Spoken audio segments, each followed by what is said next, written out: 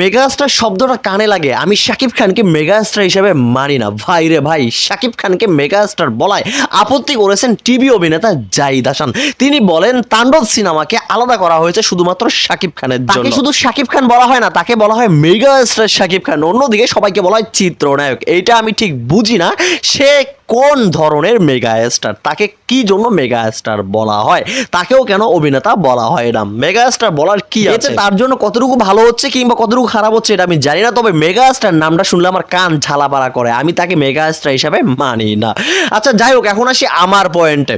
এমনি এমনি কি আর আমাদের বাংলাদেশ ফিল্ম ইন্ডাস্ট্রি পিছিয়ে যাচ্ছে? অন্য দেশের ইন্ডাস্ট্রি যেখানে এগিয়ে যাচ্ছে সেখানে আমাদের বাংলা ফিল্ম ইন্ডাস্ট্রি পিছিয়ে যাচ্ছে, এটাই হচ্ছে সব থেকে বড় সমস্যা।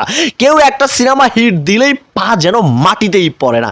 আরে ভাই, শাকিব খান মেগাস্টার কেন হয়েছে সেই খবরটা আগে আপনি ভালো করে দেখে আসেন। শাকিব খান কোত্থেকে উঠে আসছে এবং কই এসে তার নিজের জায়গাটা সে দখল করেছে। এই সমস্ত হিংসা বাদ দিয়ে মাটিতে পা রাখেন, দেখবেন যে কেরিয়ার এবং ইন্ডাস্ট্রি দুটোরই উন্নতি হয়ে গেছে।